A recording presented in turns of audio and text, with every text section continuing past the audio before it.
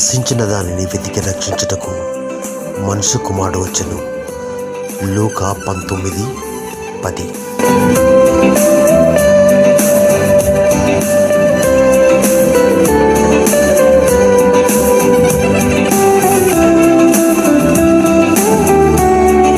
కొన్ని గంటల ముందు నూతన సంవత్సరంలోకి అడుగుపెట్టిన మనందరి జీవితాల్లోకి నూతనంగా వచ్చిన సంవత్సరంలో ఆనందంగా, సంతోషంగా, ఉల్లాసంగా ఉంటూ కష్టాలు, నష్టాలు, విషాదాలు ప్రతిదీ మనకు దూరం కావాలని ప్రభు పేరట ప్రార్థిస్తున్నాను.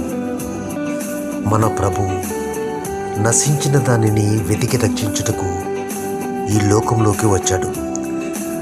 గత సంవత్సరం మనం చేసిన తప్పులను, పొరపాట్లను ప్రభువు క్షమించి ఈ నూతన సంవత్సరంలో నిన్ను అన్ని విధాలుగా బలపరచాలని, స్థిరపరచాలని ప్రార్థిస్తున్నాను. ఏ పాప జీవితంలో మొత్తబడి ఉన్నా, ఏ అపవాదికి లోబడిపోయి విడుదల పొందలేకున్నా నిన్ను విడివింపగల శక్తిగల దేవుడు మన ప్రభు. నశించిపోతున్న వారిని వెతికి రక్షించుటకు ఆయన ఈ లోకానికి వచ్చాడు. ఈ లోకంలో పాపము చేయనివాడు ఎవడునూ లేడు. సౌలు కఠినాత్ముడు, దుర్మార్గుడు. తనకున్న బలముతో విర్రవీగి దేవుని బిడ్డలను హింసించాడు.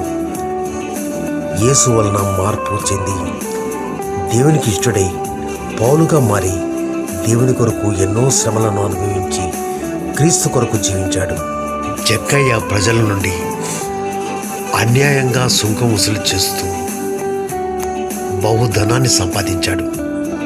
ఒకసారి యేసు అతను ఉన్న ఊరికి వచ్చాడు. పొట్టివాడైన జక్కయ్య యేసును చూడాలని ఒక చెట్టెక్కి కూర్చున్నాడు. యేసు జక్కయ్యను చూచి చెట్టు దిగి కిందికి రమ్మన్నాడు.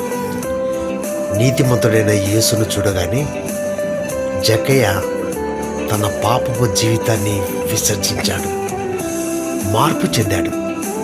ప్రజలను హింసించి అన్యాయంగా సంపాదించిన సొమ్ము తిరిగి రెండంతలుగా చెల్లిస్తానని మాటిచ్చాడు. ఇక్కడ గమనించవలసింది ఏంటంటే, మనిషి అదే వ్యక్తి నూతనంగా మార్పు చెందాడు.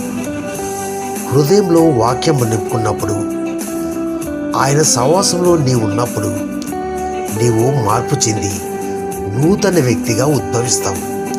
అట్టి కృప దేవుడు మనందరికీ దయచేయును కాక. ఆమెన్.